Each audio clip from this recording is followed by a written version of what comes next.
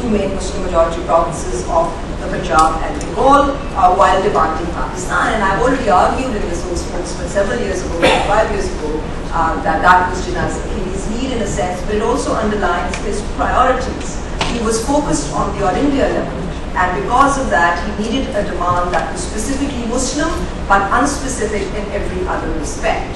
The idea of self-determination for Muslims was a very savvy and understandable position, but you couldn't demand self-determination for Muslims and deny it to the non-Muslims of Punjab and Bengal. Now, had Mr. Jinnah been concerned with the provincial dimension, he would have allowed his provincial lieutenants to come to an agreement with the non-Muslims of the Punjab and Bengal, especially after the Cripps mission of 1942 made local option by which certain provinces could opt out if they so wished from the Union. But Mr. Jinnah, the option was given to provinces and not to communities. And that was why Mr. Jinnah was not very happy with the Cripps mission plan. So the point here is that this was the Achilles heel. Self-determination could not be denied to non-Muslims if it was being granted to Muslims. So once the Congress embraced the Hindu Mahasabha's call, and this is another point to emphasize, call to partition Punjab and Bengal in March 1947, that I don't think that Mr. Jaswant Singh gives ample attention to. It was the Hindu Mahasabha that demanded and the Congress delivered, which was to partition Punjab and Bengal, because he wants to just blame Nehru, and I think that's right, but I think where is the demand coming from? It's coming from the antecedents of the BJP itself, the Hindu Mahasabha, which he doesn't emphasize. Jinnah could only once this had happened, he only registered his objection to equating the principle of Pakistan with the partition of the provinces. I mean, he insisted on this point throughout, that you can't confuse the principle of Pakistan with the partition of the provinces. He demanded undivided Punjab and Bengal for Pakistan. He had rejected the territorial counters of Pakistan that emerged in 1947 as, quote, mutilated, truncated, and moth-eaten on two separate occasions. I mentioned once in 1944 and then again in 1946 at the time of the Cabinet Mission Plan. Why did he accept the Cabinet Mission Plan? And what did he accept? He accepted the Cabinet Mission Plan, which offered him two options. One was a Pakistan based on the partition of Punjab and Bengal, moth-eaten Pakistan, or the idea of staying in the All India Federation with no guarantee of the Muslim share at the All India level, and Jinnah opted to stay in rather than accept a divided Pakistan, or the Pakistan that did emerge. So I think this is extremely important to understand. So twice he rejects the same Pakistan that emerges. This is what Jaswant Singh harps upon, that this was the mutilated moth-eaten Pakistan. Now, his hopes of negotiating in the Indian Union based on confederal or treaty arrangements between Pakistan and Hindustan were dashed by the haste in which the British opted to pull down the shutters on their Indian empire. If their claim to nationhood had been conceded, Muslims as a nation had been divided into two mutually hostile states. Religion as political identity, of course, did play a part, but not as is believed, by conceding the right of self-determination to Muslims who are Muslims.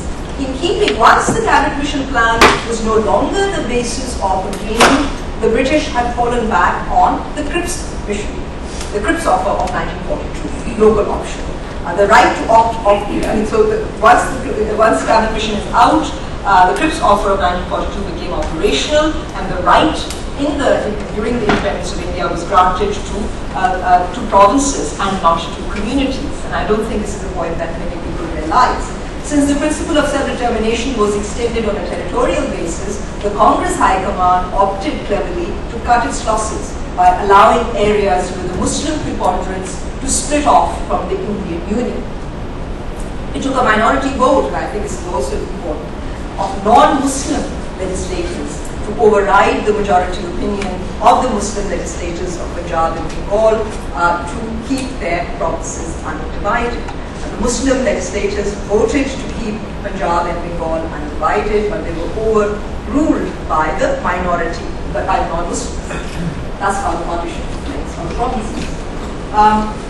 As the fragile custom order buckled and broke down, Jinnah's options narrowed, ultimately forcing him to acquiesce.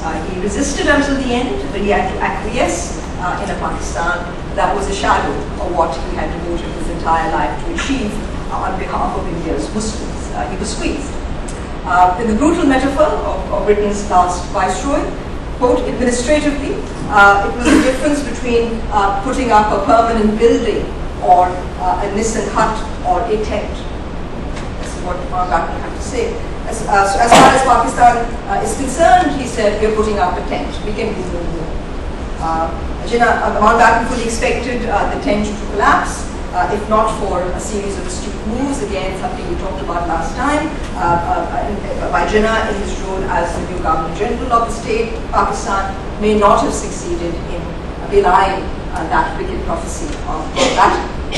The price paid, however, concluding, for survival has been unacceptably high. Extended periods of political denial and economic exclusion under military dictatorship have generated enormous resentment, as we also talked about last time, in entire provinces, wreaking havoc on Pakistan's fragile federal configuration. The aim of the radical fringe, at least as far as I know, and Ali sitting there, you can clarify this in the non-Punjabi provinces, I think is no longer really the 1973 constitution. That's of course a worry. But the Muslim League's 1940 resolution, with its confederal overtones, promising maximum autonomy, even sovereignty to the constituent units of the proposed Muslim state.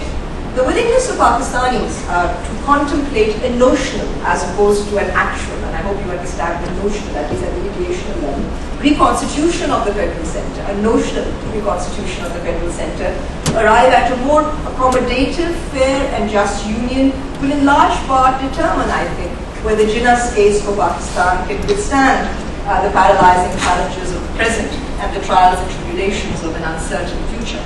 Jinnah's case for Pakistan rested not on religious exclusivism, but sound constitutional principles of federal rights.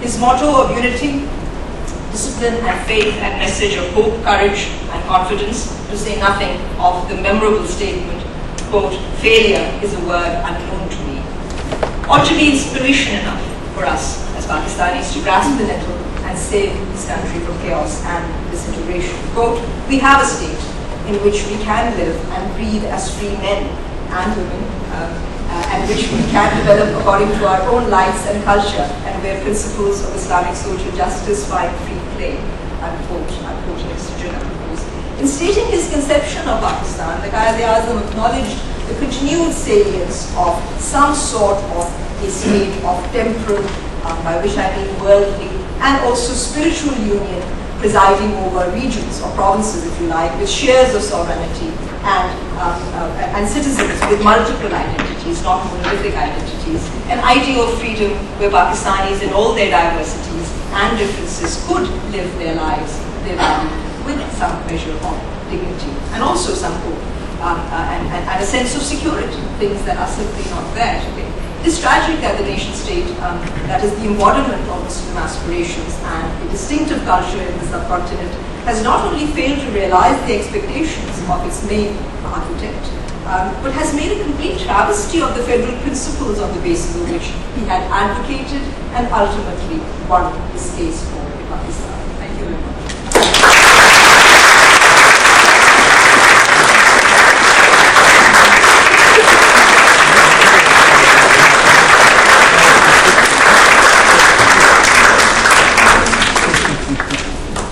Ayesha will take questions, but please say who you are before you ask. At least one question. Yes, go ahead. Thank you, ma'am. You have laid on the Could you I'm Fayaz from National Defense University.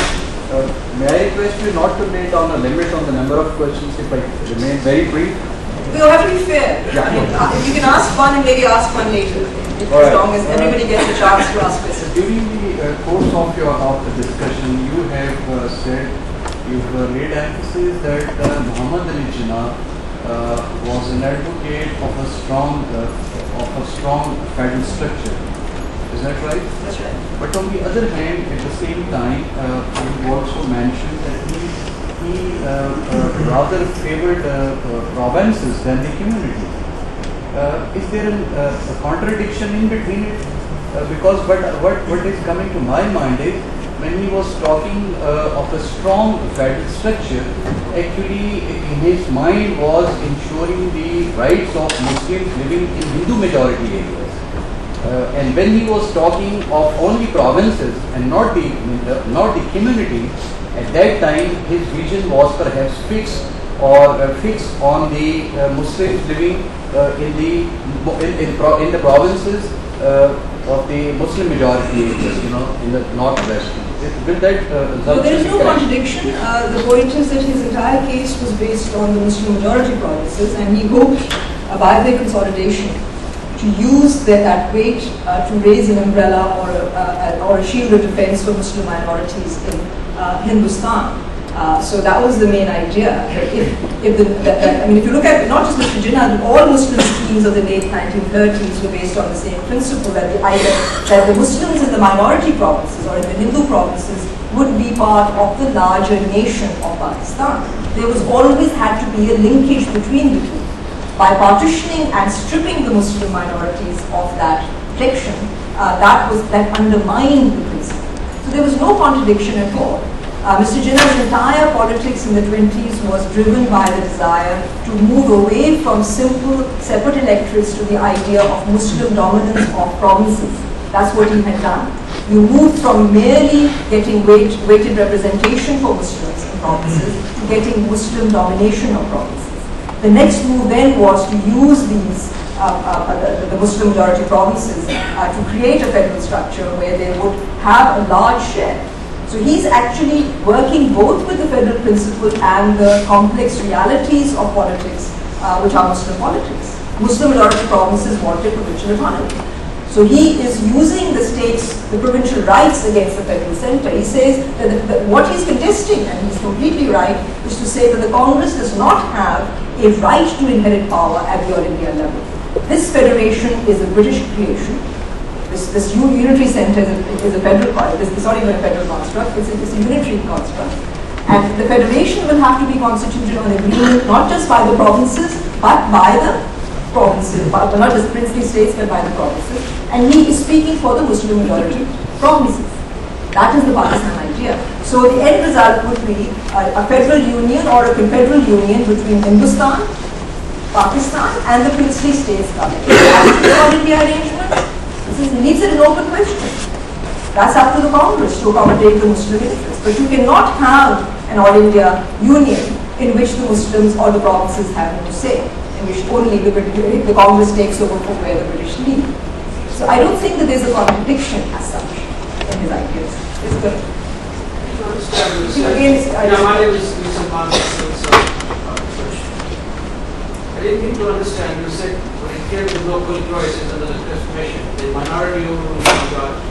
If you clarify that bit, then I'll ask the question. The local option clause of 1942, which Cripps offered, was the right to provinces. I understand that. How the minority overruled the majority? If the majority overruled... No. That is not what happened. You're talking about what happened in 1947 with the vote. What happened was that the idea was that when the decision to join Pakistan or in the Pakistan Constituent Assembly or the Indian Constituent Assembly was taken, the idea was that they would split. The Punjab Legislative Assembly and the Bengal Legislative Assemblies would split. So there would be East Punjab, West Punjab, right? If one voted for partition, then partition would take place. And since West Punjab voted for unification, for unity, the East Punjabis voted for partition and partition held. The same thing happened in Bengal. In the case of West Bengal, they voted for partition, East Bengal did not. So even one vote. Even one vote. Fine. Now, I don't have a question, I need your comment now. As I have understood, the thrust of your argument has been that Mr. Jinnah being a constitutional lawyer, driven by an idea of Indian federation, true federation, and in which he was not ready to consider the provincial aspiration as important as the federation. Sorry, I didn't understand what you His said. preference was for an Indian federation in the true That's right. sense of the word, and the provincial thrust was not so important for him vis-a-vis Indian federation. How would you comment on the imperial habits of 3/4 of the century and the century now? I'm really going to understand your question. Well, I did not say that. I said that he was not in intricacy. He was advocating the provincial case for the Muslim majority provinces. He didn't. I mean, he wanted a workable federation, and it didn't have to be a federation which was always the only power at the center. He is advocating the Muslim majority provinces idea. What is driving the Pakistan demand is the Muslim majority provinces. They are the ones who want autonomy. So he is trying to negotiate with the Congress their demand, the majority demand. So it's not that he's not interested in that. But what he does not agree with is a completely particular view of these provinces which they're so self-absorbed that they don't see the larger Are goals. you saying that Mr. Jinnah was not pushed about the Muslim minority provinces? Or was that what you're saying? No, but he is pushed, but what can he achieve there? He wants to use the Pakistan idea to protect the Muslim minority provinces. That's what he's trying to do. Yes, my name's Ali. I'm just a humble student of Pakistani history. All that you've said about Jinnah and his plans, constitutional or legal, about the creation of Pakistan, it's all very good. We all know Jinnah is one of the best constitutional lawyers ever to have been produced. Everybody from Stanley Walpole down to who's anybody has recognized that. But my question, specific question was that at one point in time, Jinnah had completely abandoned some subcontinental politics and had gone back to the UK to practice law just for the sake of law. And at that point in time, during the two roundtable conferences, it is rumored, suggested and proven that not only did Muhammad Iqbal have postal communications with him, he was actually present during those roundtable conferences, had detailed meetings with Jinnah and actually convinced him for the cause to come back to Pakistan. On a scale of 1 to 10, where would you put Iqbal's contribution in actually turning a person's mind from quitting and coming back straight into the fray? First of all, let me say a couple of things to you in terms of your rather sort of sweeping remarks about how we all know everything I've said. If I were to test you, I would wonder about that.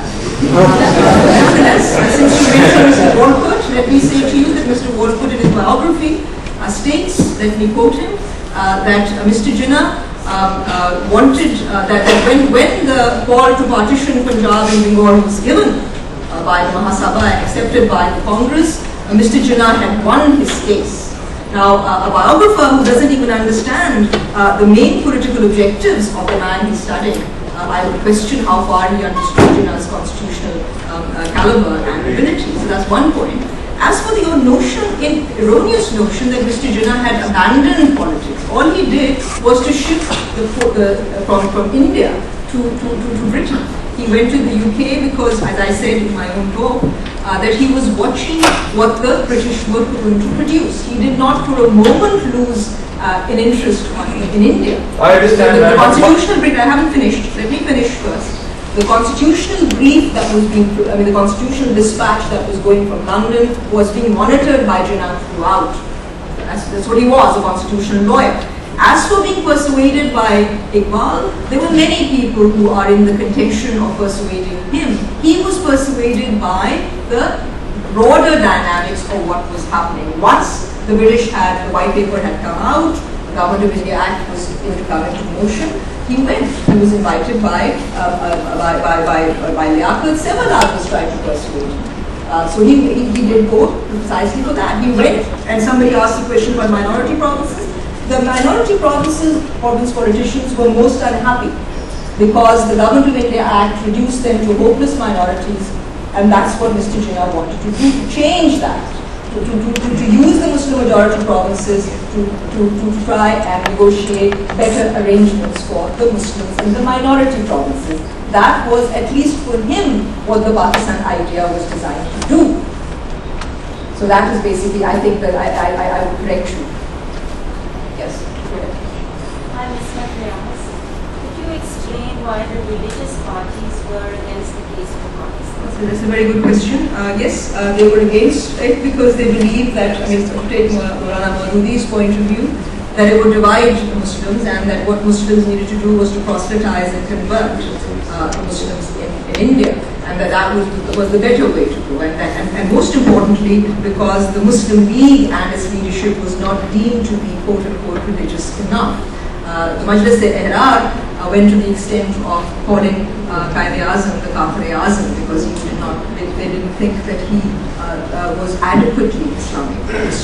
So that was the major reason of opposition. But I do think that what is erroneously believed is that this opposition continued. At the 11th hour, once the Mahasabha had given the call for partition, even the Jamaat-e-Islami changed its tone because that's when the Punjab's future was at stake. So the provincialism of the Muslim mind has to be acknowledged, and the broader vision of Jinnah has to be understood. I don't think it's 25 years later, 62 years later, we finally really understand that.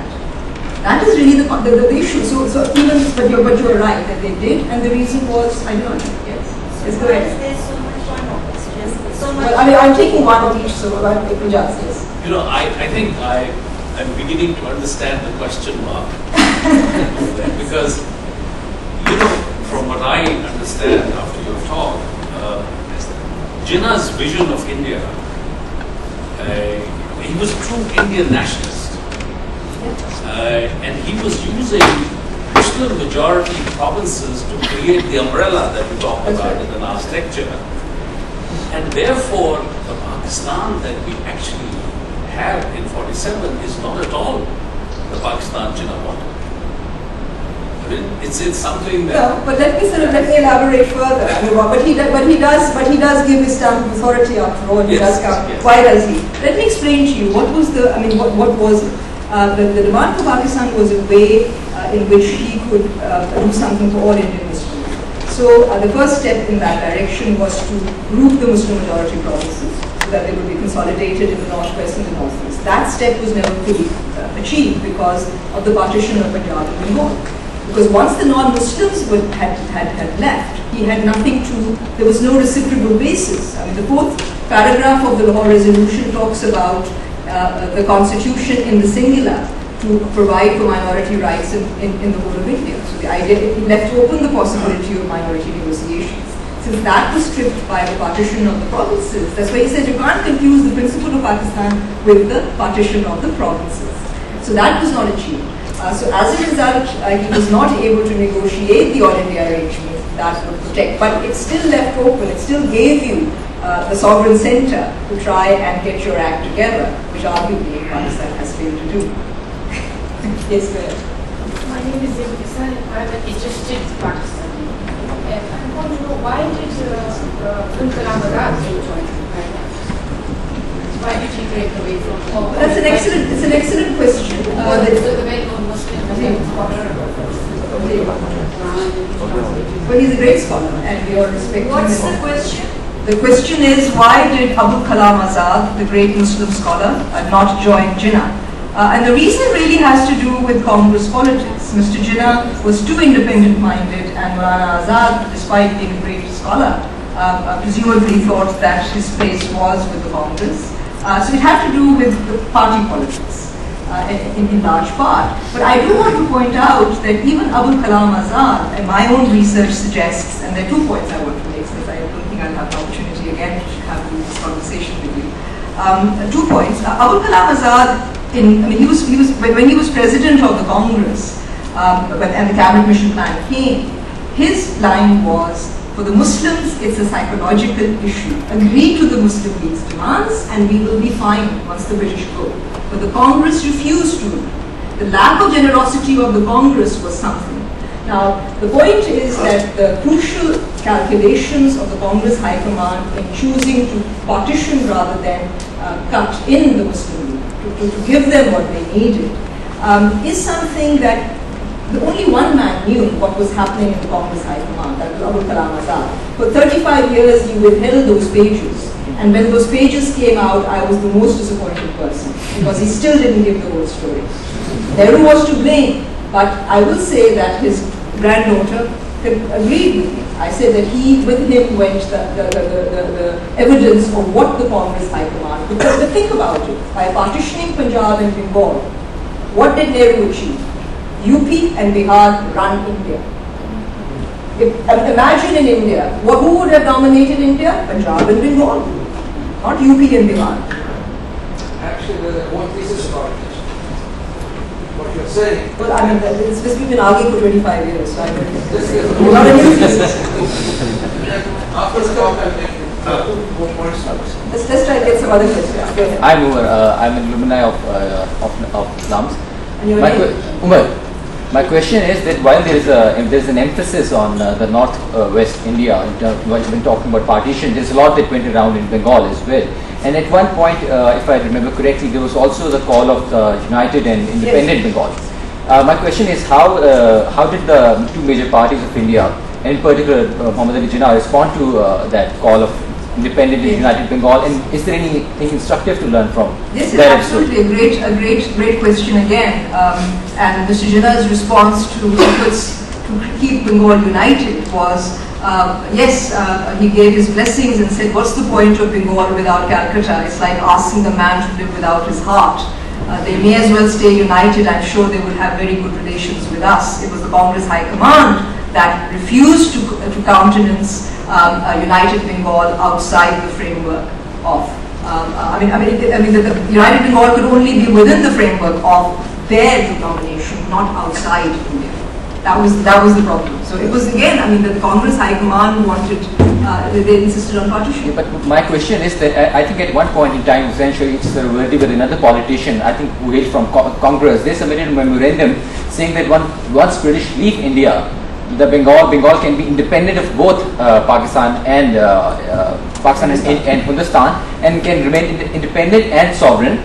Independent and sovereign united. In line with Sarat Chandra Bose and Roy, there was an attempt being made. So what was Muhammad Ali Jinnah's response to this? I just told you that they should remain united. What's the point? And sovereign as well. Yes. They may as well remain united and sovereign, independent. What's the point of a divided Bengal without Calcutta? So he gave his blessing. I'm sure they will be on very good terms with us. It was the Congress that did not accept that as well. Yes, go ahead. A lot has been written. You just speak up a little for others to hear you. A lot has been written, especially the contemporary historians of South Asia, that religion has played a very important part in mobilizing the Muslims, especially in the last decade of 40s, in the general elections of 1945-46, when the religion was adopted as a cultural foundation of state. That the people galvanized around Muslim faith and strengthened it. So how do you evaluate that? Fine. Obviously, the cry of Islam in danger was there, but I think what I've shown in my other books, Self and Sovereignty, was that it was by no means exclusive to the Muslim League. It was used by the Unionists. It was used by the Congress. The Majlis-e-Irhad were pro-Congress. We need to get our facts right. Everybody was using Islam in danger, right? Everybody was using Islam, so it was nothing peculiar to the Muslim League's Pakistan. Islam was being used by Congress politicians as much as the League. So there was this contestation on the political. But having said all that, I think it's important to realize that religion, as the main driving force in the making of Pakistan, leaves us with a huge contradiction.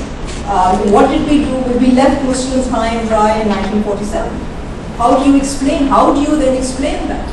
How is it that the whole demand for Pakistan, the whole idea of nationhood is articulated on the lines of Muslims and their right to self-determination, and that the Pakistan that emerges, the statehood that emerges, is only confined to a few and leaves the others high and dry? I have tried to, far from underlining the contradiction, trying to show what he was really trying to do. There was no contradiction, but there were steps and stages. Yes, go ahead. I'm bring the camera. Don't you think that there's a certain blinkedness around this constitutional vision? And I don't mean that blinkedness therefore led to this outcome. But for instance, you started off with the example of the distinction Jinnah makes between the princely states and the provinces. But of course, before annexation, everywhere was a kingdom. Everywhere was an inverted commas princely state. So these conceptualizations of what a princely state is and what a province is are constitutional, and they're constitutions within the British India Constitution, right? So, and then the second thing is about, in terms again of Jinnah's conceptualization of the scene, is that the Unionists are defending their federal interests in Punjab. Their feudal interests in Punjab. And in terms of their feudal interests, they will play with other so-called religious communities. They will play with him. And yet he seems very much welded to a certain kind of vision, which is a modernist vision, of course, of the nation. And yet you're saying that these multi-layered notions of sovereignty, etc., etc. But what I hear from you is a conceptualization which is so welded to a kind of notion of constitutionalism that this blinkered his vision, that in some senses he was always going to be wrong-footed because he didn't get it. Look, he didn't actually understand what was going on. No, I'm not sure that's the case. I think that my last lecture, which you may or may not have heard, was about the fact that he had to make history in circumstances that were not always in his control. But that does not mean that he lacked a clarity of vision. As for this business about the complexity of the provinces that you talk about reality, clearly that was there, but he did believe, you can say erroneously, that after the war was over, the British would be around for longer. After having won the war, they'd stay around, he'd have 10 years. Why did he accept the cabinet mission plan? There'd be 10 years, there'd be time to negotiate with the Sikhs, there'd be time to do this, there'd be time to do that. So that didn't happen. The haste, he was not fully in control. There were other actors. I said that if he was, as Beverly Nichols said, the most important man in Asia, he was not the only one flexing his muscle. There were others that were doing their bit. I don't think that that you can just sort of say that he's blinkered. You can say that he was not in control of all circumstances, and that others were also defining their vision. But in terms of the clarity of his idea, I will say that I would agree that there was a lack of clarity. Go ahead. Thanks for a very inspirational lecture. I have several questions that were a bit unformulated about the contemporary relevance of this federal vision, but on a slightly different note. Short question. I just wanted some of your thoughts on the role of Gandhi, especially in the last year, because they seem to have, from whatever little I read, a fairly paradoxical, a complex relationship in many ways. And when we talk about the end game, of course, it's all in popular sort of notions. It's Nehru versus Jinnah and Mountbatten playing the role. But also to understand Jinnah through the eyes of his main political contemporaries. How would you describe it? I think that Mahatma Gandhi's great moment in history was in the 20s. And while he continued to exercise a moral influence on the Congress, he had gradually really left the Congress to machine politicians of the likes of Jawaharlal Nehru and Sardar Vallabhbhai Patel.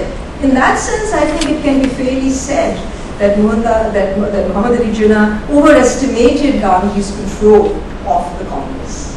And he assumed that Gandhi would negotiate, give in to the Muslims rather than cut and divide, as Nehru and Patel did. Nehru, in the main, did. Because that was real politics. So in that sense, I think the relationship was strained. He did not like Gandhi. There is no animus as such as people I think wrongly assume. There was a political disagreement, but I think the disagreement with Nehru was far greater. And to be fair to Mohandas Karamchand Gandhi, he never accepted partition. But let me quote you a couple of things from memory. At the time of the cabinet mission plan, which Jinnah, as I said, accepted, because he said the grouping is the guts of the whole thing. And Gandhi says at that stage that grouping is worse than partition. So I think that is important to realize as well. But effectively, Gandhi is not prepared to endorse partition. He, of course, spends his the 14th, 15th of August, in protest against the independence, the way it comes up. So, but I do think that miscalculation is there. The miscalculation of when the British would leave, what influence Gandhi really, in fact, had. When it came to the crunch, and when there's this famous sort of Attenborough-style stories from Gandhi, and the view that he was offered offered to Jinnah the prime ministerial position. And you know what Nehru turns around and says is that the Mahatma has gone senile. So I think you have to understand the changing dynamics. I don't think that Mr. Jinnah was wholly aware of Gandhi's stature, because he did have stature, but they were not prepared to follow him to this end. Right? I hope I've answered your question. Yes, good. So one could argue that something that made Pakistan permanent after independence. There were two things. One was the partition riots, okay, which created a certain irreversibility, and the second was the Cold War. Now, Jinnah seems to have anticipated the impact of the Cold War, and several people among us might have read his interview with Life magazine in 1948, in which he essentially offered Pakistan to the US camp. Did he not anticipate the partition riots?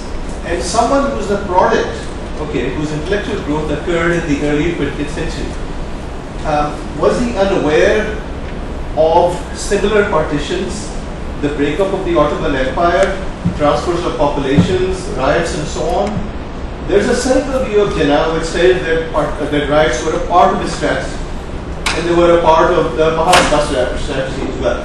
But I have not read anything in suggesting that he had even anticipated partition riots. So at that point, the constitution and everything goes out of the window. You know, when you have millions of people moving under duress and so forth. Well, I understand your question, what made Pakistan permanent, but the first thing that you have to realize is that the refusal of the Congress to negotiate also, I mean, it was a rejection, it was exclusion rather than separatism that I think brings That Pakistan. could have been reversible. But why? No, it's not reversible. Once that's happened, they've actually sorted out the Muslim problem once and for all. But that's a different issue. As far as Mr. Jinnah's role in the riots, I don't think any Indian could have envisaged the extent of the violence that broke out. It was totally unanticipated. And I certainly don't believe that Mr. Jinnah calculated it, that he realized that it would be to this extent. So I think that to say that Mr. Jinnah's that he cynically wanted this to happen is false, and there's no evidence of that at all. People keep sort of even suggesting that he was in cahoots with the British to bring about Pakistan. I don't think any of this is really solid. Yes, but as far as the permanence factor, that's post-partition, and in some ways it's also post-Mr. Jinnah. Once he had given Pakistan a start with his Governor-General powers that was separate from basically Hindustan, now India, he had set it off. But then I think the Cold War politics, the dynamics within Pakistan played a role. But I do also think a very heavy price was paid, and that it was not perhaps necessary, but we did pay a very high price for this and the permanence. Yes, go ahead. Thank you for Are you letting me the ask. same one or not? No, I'm not. Okay, once the... I think you are. Just one more question. No, I don't think that's not fair, because then I'll have to take a second question from That's everyone. okay. Go ahead. Please, you want to answer? So I was just wondering, there's a comment made from here that I can't hear you. there's a comment made from this side that perhaps Jinnah was not fully aware of some of the double games that the British were playing vis-a-vis other players as well within the whole paradigm. What double games are you referring to? Referring to the princely states and the kind of independent arrangements they had, constitutionally speaking, under the paradigm of British law which was operant He before. was. That's why he's so suspicious. He was aware, precisely because he was aware of the games that the British were playing, and how they intended to use the princely states as a bulwark against advance at the center, that he's so bitter and angry with the British. So one of the anomalies which I think not enough attention is paid on is what he eventually did with Kala. And he was very fully aware, if he was very fully aware of all the arrangements which they had, he would have been in a very good position to see exactly what route they would be taking. But it appeared as if he wasn't fully 100% sure of what game he was playing there, evidenced by the fact that he had several agreements, several talks with the Khan of Kalat preceding the actual annexation. I'm going to call it exactly that. Could you share your views on what this angle of the It's a very, Pakistan? very interesting issue. I think that you have to realize that the presumptions on the princely states actually being granted sovereign rights turned out not to be the case. That actually what happened with the accession process in India, to the Union of India and to Pakistan, was that they were told to accede on certain subjects. The option of remaining independent was really not given to them. Consistent with that, and also with this concern about the future of Pakistan's ability to survive, he believes that the accession has to take place. And since there was some delay, and since the Khan himself was under pressure from people, his own people, to really delay matters, he did take the more autocratic route. But I tried to explain in the last lecture that while I'm not trying to be defensive of Mr. Jinnah, we have to understand the context in which he found himself, the fear that this country would not survive. And his fear is that if you allow this kind of independent movement within Pakistan, then it wouldn't be long before others do similarly and the whole structure collapses. So it's that very fragile nature, I think, which also explains his positions at that stage. But if you look at it across the board, no state, princely state, was allowed to assert their sovereignty. That was something that was rejected, even though they were allowed to negotiate the terms on which they came to the Union. That option of independence was closed to. I think that is what happened with Kalat, that there were elements that wanted Kalat to hold out as an independent entity. And that's what the police action takes place, effectively. A coercive move takes place to bring in Kalat. Yes, go ahead. My name is Shuadli. I would just like to have your opinion about the understanding of Mr. Jinnah's politics is that he believed in the principle of secularism. That's my firm understanding, and I believe that is what he also stated in his famous 11th August speech, when he said that religion has nothing to do with the business of the state. Now, which obviously, unfortunately, has become the norm in today's Pakistan also. Now, this is also a supplementary question. I'd like your opinion on that. The lady here asked about Abul Kalam Azad role. And like you said, that even after 35 years, we didn't have the guts to tell the full story. Isn't that a typical of a so-called religious scholar? Now, isn't that why Mr. Jinnah also called in the show or astronomy? How do you react to that? I think there are lots of questions and opinions here. I think secularism is a term that is widely misunderstood. But as far as Mr. Jinnah's 11th August speech is concerned, it was consistent with what he regarded the demands of a modern nation state. Let's talk about a modern nation state. A modern nation state has to give equal rights of citizenship to all. By privileging one group over the others, the whole thing collapses. So inconsistent with that principle, which he was well aware, he argued that now that we have one Pakistan, we are equal citizens of the state of Pakistan. We're starting with that principle. It did not mean, as many people think, that religion would have no role to play. The idea of secularism, as I explained in the last lecture, at the end of the last lecture, was not the separation of church and state, because there was no church to separate from. It was the principle of the state's neutrality vis-a-vis religious communities, i.e. one religious community would not be favored over the other. And that principle is what Mr. Jinnah was advocating and articulating on 11th August. Now, since that speech was suppressed, people have assumed that this was that it was the end of the matter. But I think if people continue to prod and research, you'll see that Jinnah continued to make the same statement in different contexts over and over again about minority rights. It is true that that has gone, but that, as I was also emphasizing in the last lecture, happened much, much later.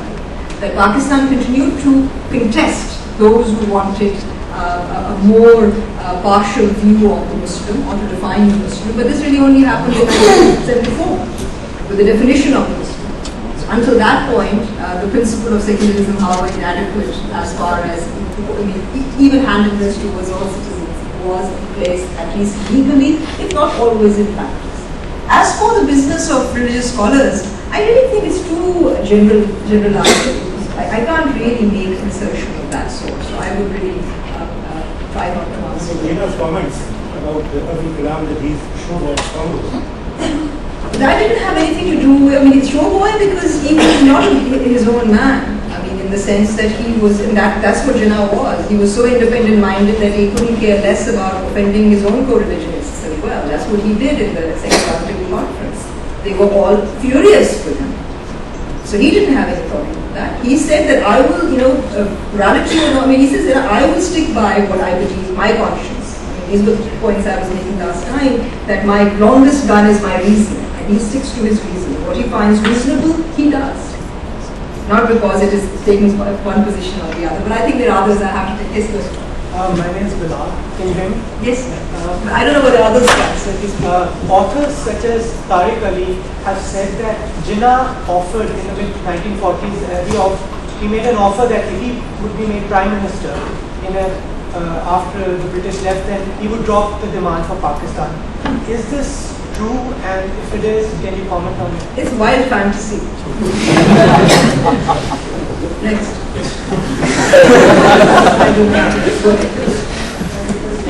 Yes, sir.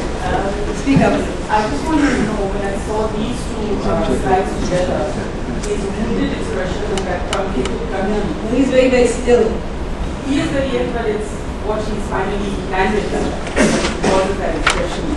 That you think we should, as supporters of Jinnah, those who are supporters of Jinnah, should perhaps refer to India as Pakistan. But we do, I think our vernacular press refers to India as Bharat, as Hindustan. But I think the constitutional basis of that, I think, has to be understood. I think that it's up to you. But yes, there's something to think about. Yes, go ahead. This one, there was a politics of economically marginalized and socially marginalized groups. Also, extremely important. Yes, absolutely. Absolutely, excellent.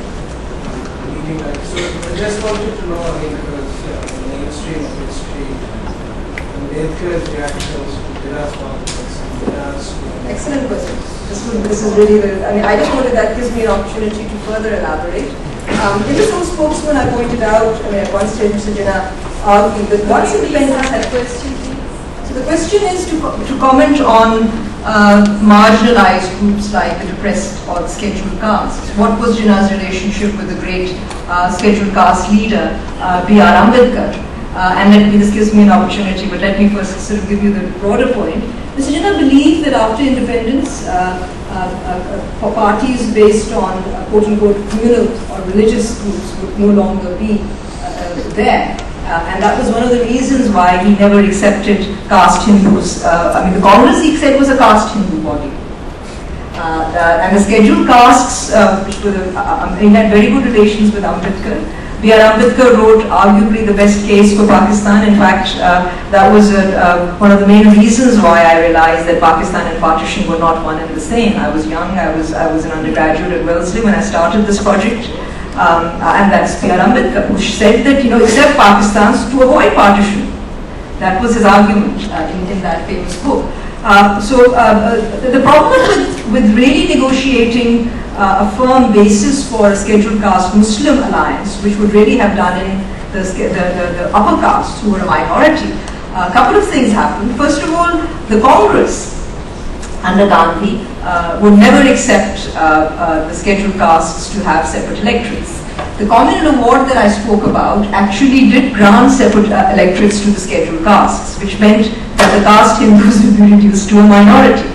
Gandhi went on a fast unto death, and then came the Pune Pact, where Ambedkar was forced to accept reserved seats for the scheduled castes and give up separate electorates. Right? So that's something to keep in mind. But when the when the Congress ministries resigned from office in 1939, and Jinnah called the day of deliverance, which was the parting of the ways, as Nehru put it, B.R. Ambedkar joined hands with the Muslim League, and Jinnah made it very clear that the Muslim League's battle was not with the Hindu community, but with the Congress High Command, which behaved like a fascist organization. And Ambedkar stood by him on that, of course. I think that's, but I think that what really didn't work was the fact that the Congress could always make the point that B.R. Ambedkar did not represent all the scheduled castes, and that was always used not only with the Muslims but also with the scheduled castes. So it was always the regional base was always it's good. American independence, there were, I believe, only 13 states. Could you just identify yourself, please? I think you know my name. My name is Riyad. It's not for my purposes. It's for. I run a civil society called the Republic. Fine, that's fine. I just mean this for it's being recorded, and so I want to know who's asking the question. American independence is only 70 years to begin with. 70, 80 years down the line, slavery is banned, Americans will walk. No, the American history, they do not go back and blame George Washington for all the faults that America had to face 200 years Islam did today. 62 years, if we have failed in running our country the way we ought to have done, let's forget Jinnah for a while, his constitutionality, his vision, everything. We are making him scapegoat for all of our failings 60 years down the line. Am I right in that? I mean, that's a comment. I mean, it's not a question, so I really don't know what to say. But all I can say about the Americans, since I live in the United States, is that the Americans are far more equipped to, I mean, they talk about their history perhaps in a much more sophisticated manner. And they talk about their forefathers all the time, their books all the time. We talk about what their forefathers committed genocide. Sorry? Their forefathers committed Exactly, I mean, there's a constant debate. So I don't think that, I mean, these days there's a debate on what the forefathers thought of the Muslims. So I think the forefathers are very much being discussed in the US. So I wouldn't agree with you about history. And I think history is important. I don't think we're just scapegoating, we're trying to understand what Mr. Jinnah's vision was. You can't blame obviously a dead man for everything. One more comment. I think one comment is all we have. I want to quote Jinnah. Probably I don't know whether you know this or not. Jinnah told the majority in India, we ruled India, this is Jinnah, I quote, we ruled India for 1,000 years. You came a little earlier, we came a little after, the aliens might. The original inhabitants of the subcontinent were the Travelling. I'm not going to, I mean, I don't know whether I think that's the 1932 Jinnah's speech. Let's not make Jinnah a scapegoat for all the, for all our faults. I'm not trying to make him a scapegoat for anything. I mean, if Pakistan broke up, Jinnah is not responsible for that. The problem is that Pakistanis simply need to take responsibility for their own problems. That I would agree with. I think something they don't want to do. Yes, go ahead. Ijaz Mary Mahmood, I work for a regional think tank, Bridges Development Consortium. This may be a little rhetorical, but how long did the British rule over India as a whole? From 1757, officially from 1757 to 1947. So that's about roughly 190 years. 190 years, close to 200 years. Now, how long did it take them to pack up and to ship out? Well, I mean, it clearly took them very little time, thanks to Mountbatten. I mean, so what's the thinking behind that? I mean, if they have such a profitable venture, why would they just... It wasn't a profitable venture by the time they quit. I mean, you have to understand the history, that's the whole point. What I would argue is it's a more profitable venture. They don't have to feed and clothe the slaves anymore. They don't. We're still a client state. Bordering on a fragile state now. Yeah, fine. The point is that it's not just about Pakistan, it's about what is today India as well. And the whole world, actually. So the British came out of the Second World War enormously weakened. The new power in the neighborhood was the United States of America. The war would not have been won without the United States of America. The British may have won the war, but it was a Pyrrhic victory. Britain, during World War II, for the first time, the British agreed that India would only pay for its own defense, and the use of the British Indian Army in theatres other than India would be paid for by the British, with the result that at war's end, Britain for the first time owed India 1.3 billion pounds sterling. So India, the jewel in the crown, was now a wasting asset. That's why they withdrew. So you have to understand Britain's own reasons for withdrawing. Yeah. It was a wasting asset, but they moved out, and since then...